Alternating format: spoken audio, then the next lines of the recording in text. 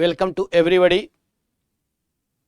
आज मैं आप सबों के बीच SK Pandey Empower IAS Rajendra Nagar के प्लेटफॉर्म पर उपस्थित हुआ हूं। बच्चों, एम्पावर आईएएस जो उज्जवल सर के निर्देशन में चलाया जा रहा है, यह आप सभी बच्चों को ध्यान में रखते हुए एक बेहतर प्लेटफॉर्म आयोजित किया गया है, जिसमें सभी गुणवत्तापूर्वक शिक्षकों की एक टीम इस प्लेटफॉर्म पर जोड़ी गई है। और उद्देश्य यह है कि हम और आप दोनों मिलकर सही रणनीति और सही मार्गदर्शन में अपने समय को देखते हुए अपने तैयारी को पूरा कर सकें। तो इसी उद्देश्य से यह हम लोगों का इस प्लेटफॉर्म पर आना हो रहा है कि जो भी बच्चे हैं, चाहे वह ऑनलाइन हो चाहे वह ऑफलाइन हो, दोनों ही पैटर्न पर आप अपनी तैयारी को सही दिशा दे सकें। बच्चों, मैं अपने विषय में ज्यादा वैसा कुछ नहीं बताना चाहता हूं, क्योंकि आप सबों का लंबे वर्षों से यह प्यार मिलता रहा है और इसलिए यह प्यार मिलता रहा है कि हम दोनों एक दूसरे के काफी करीब रहे हैं। हर माध्यम से, चाहे वह पढ़ाई हो या लेखन हो, इन दोनों ही माध्यमों से आप सबों के बीच मैं उपस्थित रहने का प्रयास करता रहा हूं और आगे भी करता रहूंगा। तो आप सबों का प्यार इसी तरीके से बना रहे, इसी तरीके से मिलते रहे और इसी उद्देश्य के साथ हम लोग अपने कार्यक्रम को आगे जारी रख सकें। आज बच्चों, मैं यहां पे जो डिस्कस करने वाला हूं वह है हमारा Simon commission. Simon commission, Simon commission. जैसा कि आप सब भी जानते हो कि यह जो साइमन कमीशन है, इसका गठन 1927 में, यानी नवंबर 1927 में इसका गठन किया गया। इसकी घोषणा की गई कि एक आयोग का गठन किया जाएगा। यह जो साइमन कमीशन है, यह ब्रिटिश पार्लियामेंट्री कमेटी है। यह ब्रिटिश संसदीय समिति के माध्यम से एक आयोग का गठन किया जाता है और यह जो आयोग है, यह आयोग को भारत में भेजा जाता है। अब भारत में भेजे जाने के पीछे का इसका पर्पस क्या है? यह सरकारी आयोग है, यह ब्रिटिश पार्लियामेंट के द्वारा गठित आयोग है और इसके अध्यक्ष सर जॉन साइमन होते हैं। इसके चेयरमैन सर जॉन साइमन होते हैं, सर जॉन साइमन। और इसी कारण इस आयोग को साइमन आयोग कहा जा रहा है, क्योंकि साइमन की अध्यक्षता में यह आयोग गठित किया गया था। इस आयोग का जो नाम है, इस आयोग का नाम आपको भारतीय विधिक आयोग भी रखा गया। भारतीय विधिक आयोग, भारतीय विधिक आयोग, इस आयोग का नाम रखा जाता है। अब इसमें क्या था कि यह 7 सदस्यीय आयोग था। 7 सदस्यीय आयोग था। यह आयोग 7 सदस्यीय आयोग था और इसके जो 7 सदस्य थे, वह इस आयोग के सभी सदस्य इस आयोग के कौन थे? तो सभी सदस्य अंग्रेज थे। अब इस आयोग का गठन क्यों किया गया, पहले तो हमने इसके विषय में बेसिक जो जानकारी है वह हमने देखा कि यह सर जॉन साइमन की अध्यक्षता में एक आयोग का गठन किया जाता है ब्रिटिश पार्लियामेंट्री कमेटी के द्वारा, ब्रिटिश संसदीय समिति के द्वारा, जिसे भारतीय विधिक आयोग भी इसे कहा जा रहा है। यह 7 सदस्यीय आयोग है और इसके सभी सदस्य अंग्रेज हैं। अब इसलिए इसे श्वेत आयोग के नाम से भी जाना जाता है। एक और इसका नाम श्वेत आयोग या श्वेत कमीशन, व्हाइट कमीशन इसे कहा जा रहा है, व्हाइट कमीशन, श्वेत कमीशन, श्वेत आयोग। अब इसका गठन क्यों किया गया, गठन क्यों किया गया, गठन क्यों किया गया, कुछ ना कुछ तो उद्देश्य होगा। यह आयोग को भारत भेजा जाता है तो भारत भेजे जाने के पीछे इसके क्या उद्देश्य हैं। अब इस आयोग का गठन क्यों किया जा रहा है, गठन करने के पीछे के उद्देश्य क्या है, हमें इन चीजों को यहां पे देखना है। तो इसको गठित किया जाता है कि यह आयोग जो भारत में जो वर्तमान सरकारी व्यवस्था है, वह वर्तमान भारत में वर्तमान सरकारी व्यवस्था की जांच करेगा, भारत में वर्तमान सरकारी व्यवस्था की जांच करेगा, सरकारी व्यवस्था की जांच करना, इसके साथ साथ शिक्षा व्यवस्था की जांच करना, भारत में जो शिक्षा व्यवस्था है, शिक्षा व्यवस्था की जांच करना, शिक्षा व्यवस्था की जांच करना, जो एजुकेशन सिस्टम है उसकी जांच करना, यानी शिक्षा का प्रसार करना, बल्कि शिक्षा व्यवस्था की जांच नहीं करना, आप कह सकते हो कि एजुकेशन को लेकर भी, कि भारत में एजुकेशन को लेकर भी यह आवाजें उठाई जा रही थी कि भारत में एजुकेशन अच्छी नहीं है, इसके लिए सरकार को प्रयास करना चाहिए एजुकेशन सिस्टम को डेवलप करने के लिए। तो इसमें शिक्षा व्यवस्था, शिक्षा सुधार, यानी आप कह सकते हो कि यह शिक्षा सुधार के उद्देश्य से भी इस आयोग का गठन किया गया। शिक्षा सुधार करना, इसका एक यह भी उद्देश्य है कि शिक्षा का प्रसार किया जाए, शिक्षा का सुधार किया जाए। और जो प्रतिनिधि संस्था हैं, उन प्रतिनिधि संस्थाओं की जांच करना, तो प्रतिनिधि संस्थाओं की जांच करना, क्योंकि आपको पता होना चाहिए कि 1919 का जो अधिनियम है, उस 1919 के अधिनियम में यह घोषणा किया गया था, जो 1919 का एक्ट है, उसमें यह कहा गया था कि यानी प्रांतों में द्वैध शासन लागू किया गया था, प्रतिनिधि संस्थाएं बनाई गई थी। तो इन सब चीजों को जांच करना था। भारतीय की यह मांग थी, भारतीयों की यह मांग थी कि जो प्रतिनिधि संस्था है, वह प्रतिनिधि संस्था भारत के अनुकूल नहीं है, बल्कि इसमें निर्वाचन की व्यवस्था हो और जो प्रतिनिधि हैं वह जनता के प्रति उत्तरदायी हो। और बहुत सारे वे अपने अधिकार में वृद्धि भी करना चाहते थे भारतीय। अब धीरे धीरे राजनीतिक परिपक्वता भारत में आने लगी थी और स्वराज पार्टी का गठन हुआ था।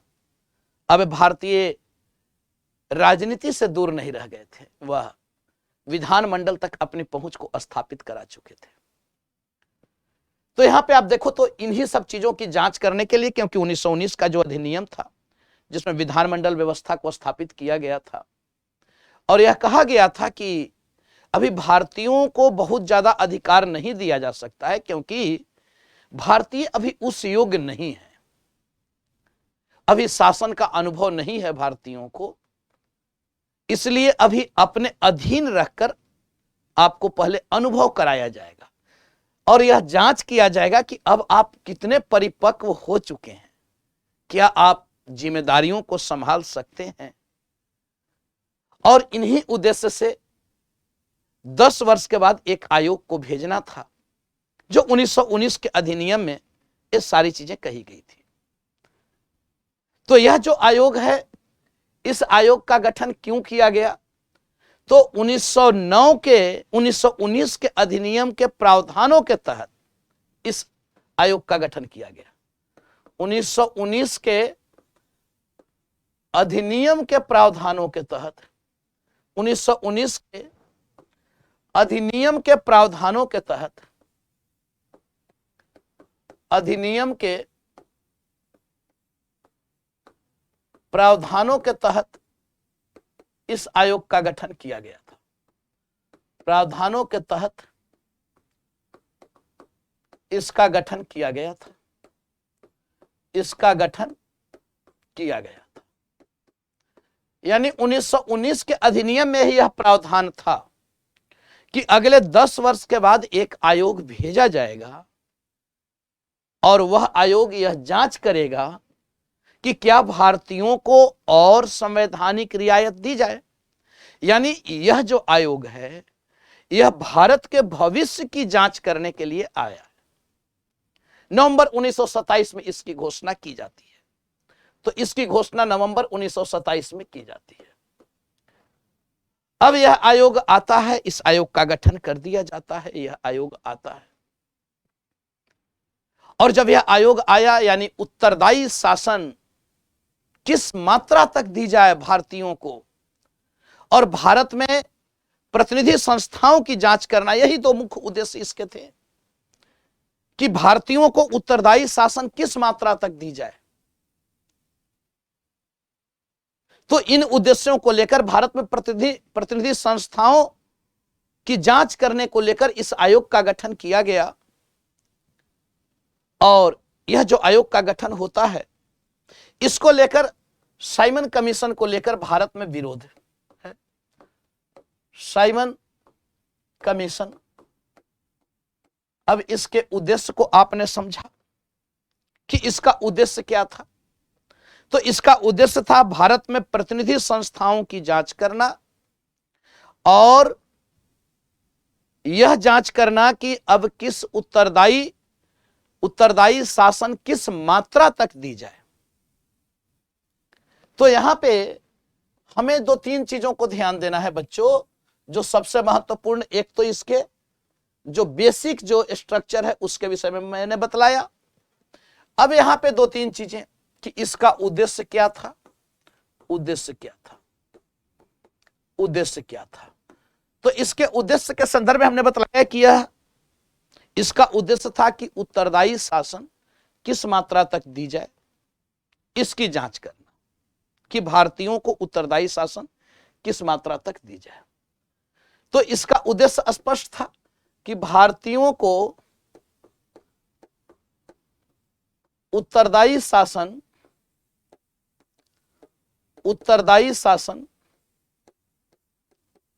भारतीयों को उत्तरदायी शासन किस मात्रा तक दी जाए, किस मात्रा तक दी जाए। एक तो यह है। अच्छा, इसको लेकर अब भारत में विरोध क्यों?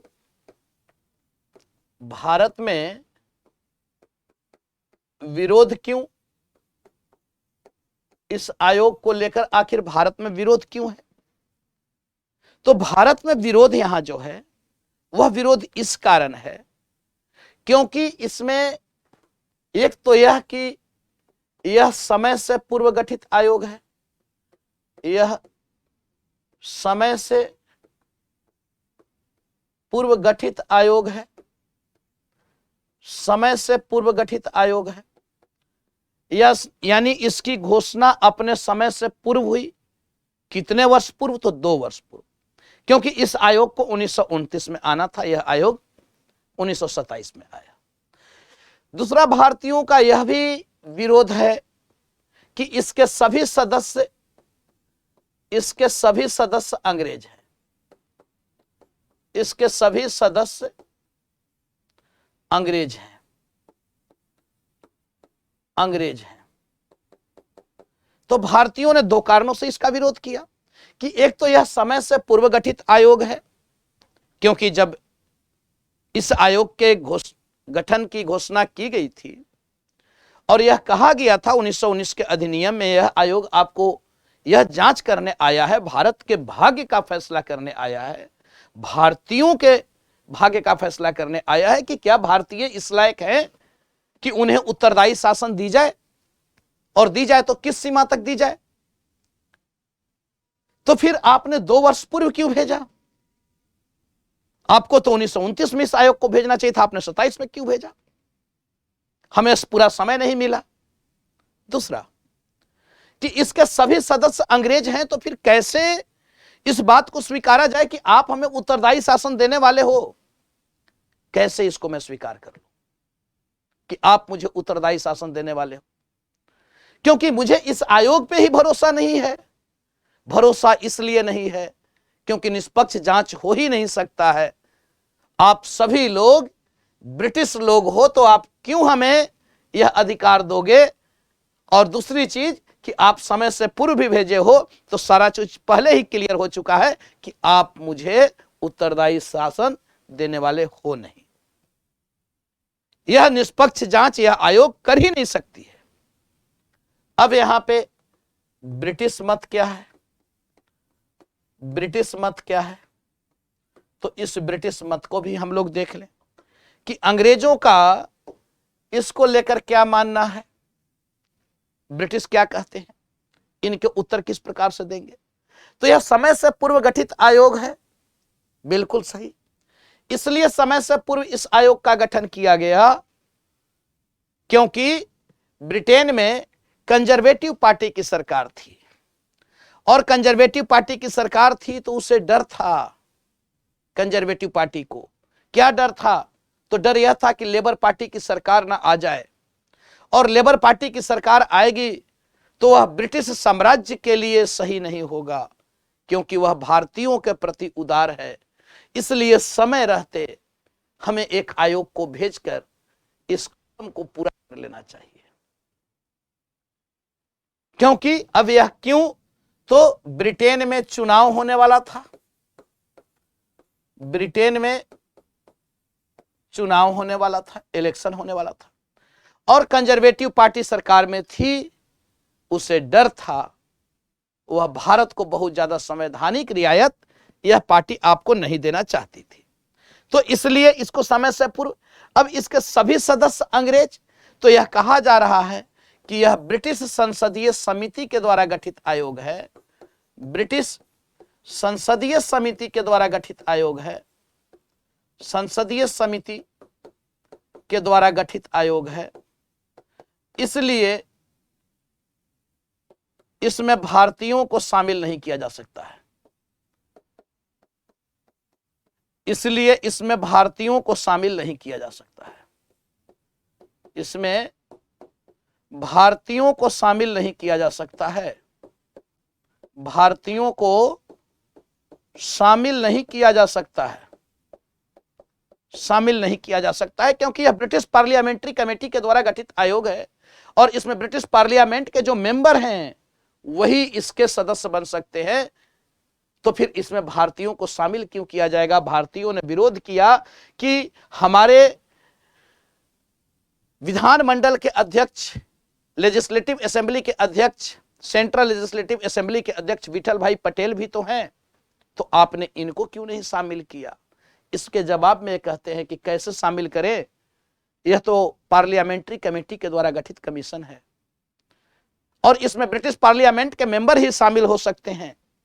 अब कांग्रेस समझ गई कि यह आयोग हमें उत्तरदायी शासन देने वाली है नहीं, इसलिए कांग्रेस के द्वारा अब होता क्या है? तो कांग्रेस का मद्रास अधिवेशन होता है, कांग्रेस का मद्रास अधिवेशन, मद्रास अधिवेशन, यह अधिवेशन 1927 में कांग्रेस का मद्रास अधिवेशन होता है 1927, और जिसकी अध्यक्षता मोहम्मद अली अंसारी ने किया। मोहम्मद